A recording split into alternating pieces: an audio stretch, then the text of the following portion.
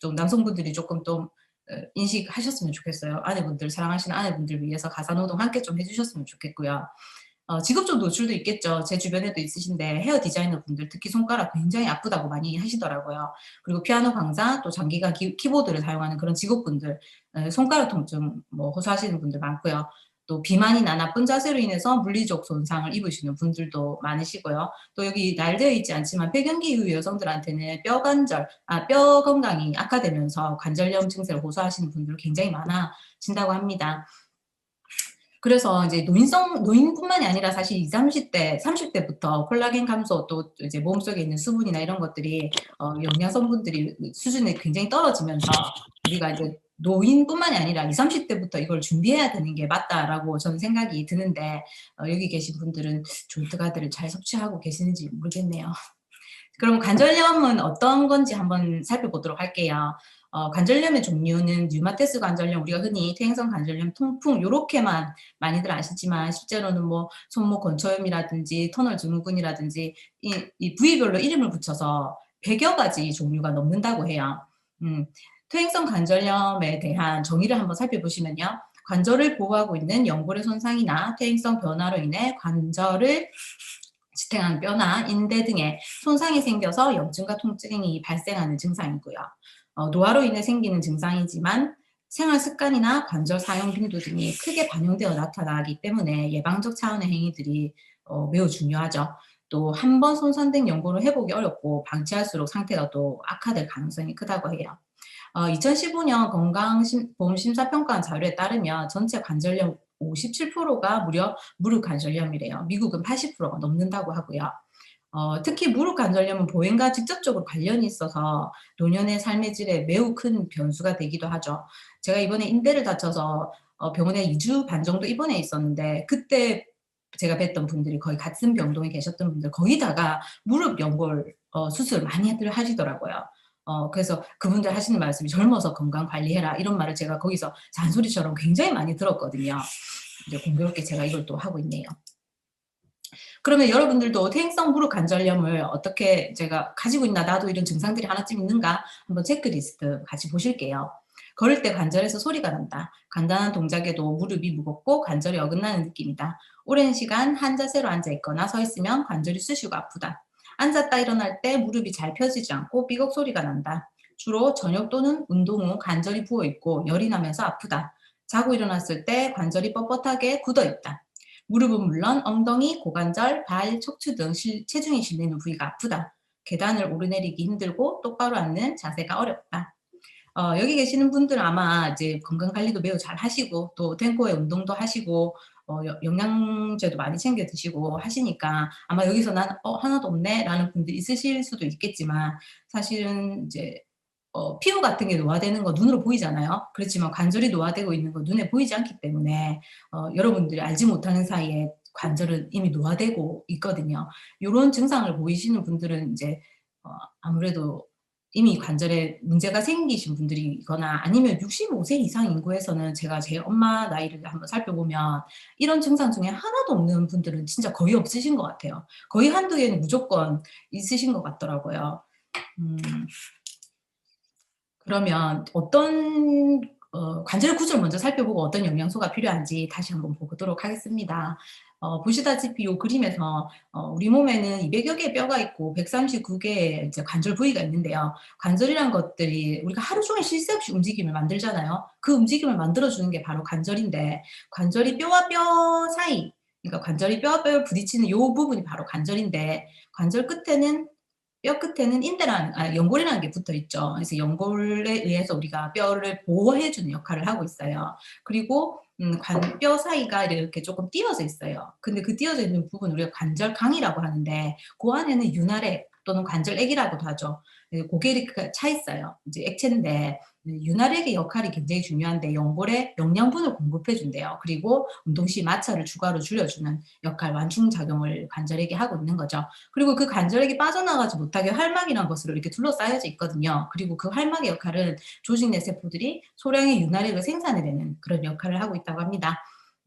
실제로 연골은 정상적이면 3mm 두께를 가지고 있어야 된다고 하거든요. 그런데 이게 연골이 계속 마모되면서 1mm, 그리고 실제로 완전히 연골이 없어져서 뼈가 부딪히시는 분들 관절염 증상 중에 하나고요.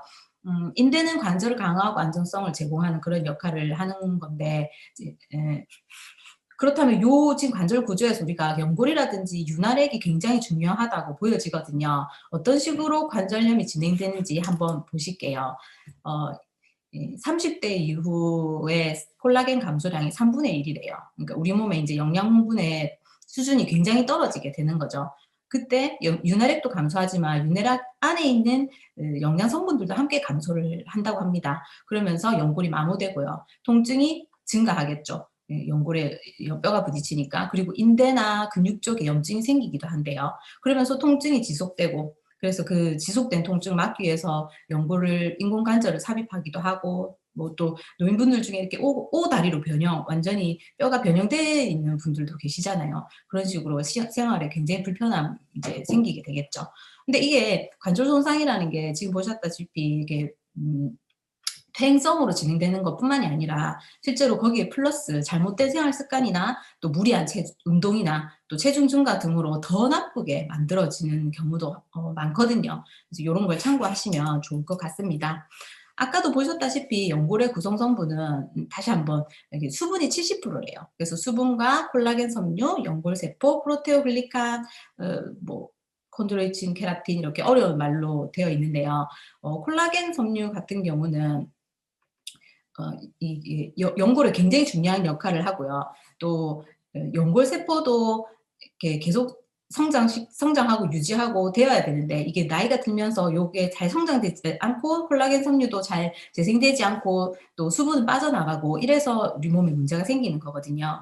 그렇다면 이런 것들을 예방하거나 또는 조금 예방적 차원에서 우리가 이제 섭취할 수 있는 영양소에는 어떤 것들이 있는가, 어떤 성분들을 조금 섭취해 줘야 되는지 한번 차례대로 보겠습니다. 첫 번째는 글루코사민이에요. 많은 분들이 그냥 관절염 하면 글루코사민 이 정도로 많이 인식하고 계시죠. 관절 이제 연골의 주요 성분으로서 쿠션 역할을 하는 프로테오글리칸의 생합성에 사용돼서 완충작용에 도움을 줄 뿐만 아니라 연골세포의 생성을 또 촉진하고 특히나 윤활행 생성도 증가시켜 준다고 합니다. 프로테오글리칸의 이제 전구체라고도 얘기를 하는데요. 글루코사민이 관절에는 굉장히 필수적인 요소라고 하네요. 조인트 가드라는 제품 안에는 하루에 1,500mg 요 글루코사민을 섭취할 수 있게 도움을 주거든요. 네, 관절 기능이 원활하게 이루어질수록 아마 도움을 많이 받으실 수 있을 것 같습니다. 두 번째 성분은 MSM인데요. 굉장히 이름이 생소하더라고요. 식이유황이라고 합니다. 식이유황이라고 하면 굉장히 유황오리 내지는 유황온천 이런 데서 제가 많이 들어봤지 이거를 먹는다고는 생각해 본 적이 없거든요. 근데 인체 실제로 구성 성분이래요, 황이. 근데 그것을 이제 어른분들은 근데 많이 알고 계시더라고요. 식이유황이라면 몸에 좋다, 면역력에도 좋고 혈관 질환에도 좋고 뭐 만병통치약처럼 말씀하시는 분들도 굉장히 많던데 실제로는 요 MSM은 콜라겐 형성의 필수 물질이래요. 그래서 관절 건강에 유익하다라는 말씀 드릴 수 있고요. 어 또 콜라겐은 관절 연골에 보셨다시피 연골에 탄성을 제공해서 뼈와 뼈 사이에 긴장과 압력을 줄여주는 스프링 역할을 하니까 아무래도 MSM을 드셔주시면 콜라겐 형성에 유익하니까 또 관절 건강을 지켜내실 수 있겠죠. 근데 제가 생각하는 이 MSM의 이제 가치는 사실 이 통증을 완화하는 데 있는 것 같아요. 아무리 좋은 영양 성분을 많이 먹고 해도 이미 통증이 나타나 버린 이후에는 병원에 가는 거 말고 방법이 없잖아요. 그래서 병원에 가서 뭐 주사를 맞는다든지 뭐 수술을 한다든지 이런 것들을 많이 하시는데 실제로 관절염 보면 증상이 거의 통증이 다거든요. 밤에 누워가 있으면 막 뼈가 쑤셔 가지고 잠이 안 온다 이런 어른분들도 많이 계시고 한데 그 통증을 낮춰준다는 게 제가 생각했을 때는 굉장히 유익한 가치가 아닌가. 그리고 보시면 항염증 호르몬인 코티솔의 활성을 증가시켜서 염증을 억제하는 데도 도움을 준다고 하네요. 그냥 저는 사실 조인트 가드 먹으면서 통증이 없어져서 굉장히 좋았었거든요. 그래서 요 MSM의 역할이 아닌가 생각해 봅니다. 요 표는 실제로 이 MSM 가지고 12주 동안 관절에 어떤 영향을 미치는지 인체 실험을 한 결과인데요. 관절 통증도 감소시키고 불편함을 감소시키는데 이제 요렇게 유의적으로 표를 보시면 감소시켜졌다라고 보실 수 있고요. 요것도 역시 1,500mg 똑같이 하루에 섭취할 수 있게 조인트 가드에 들어 있습니다. 네, 콘드로이친인데요. 상어연골에서 추출한 성분이고요. 요것도 관절의 연골세포를 구성하는 성분을 제공합니다. 또 글루코사민과 함께 섭취 시 연골의 완충작용에 더 큰 도움을 준다고 하네요. 연골 파괴 효소의 작용을 저해해서 관절 기능이 원활하게 이루어질 수 있도록 도움을 준다고 합니다.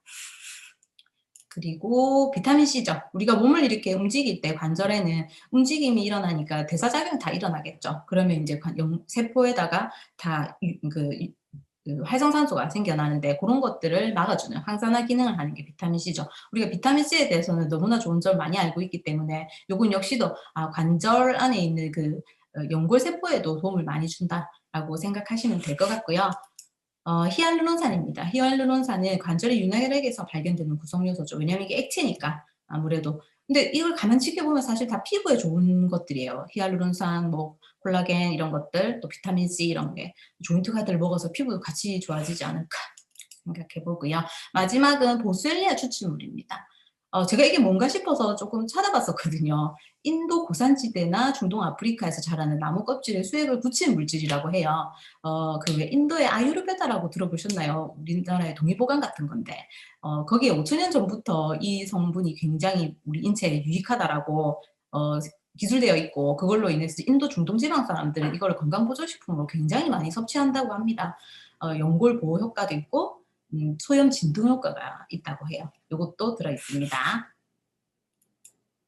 네, 조인트 가드 제품은 요렇게 다양한 영양소가 체계적으로 이렇게 담겨 있거든요. 그래서 주변에 만약에 소비자분들이나 아니면 부모님들 관절에 고통이 이미 있으신 분들 또는 저처럼 40대지만 예방하고 싶으신 분들 물론 들으셨겠지만 30대부터 노화가 진행되고 있기 때문에 미리미리 섭취하시면 관절 건강 예방에 도움 많이 될 것 같습니다.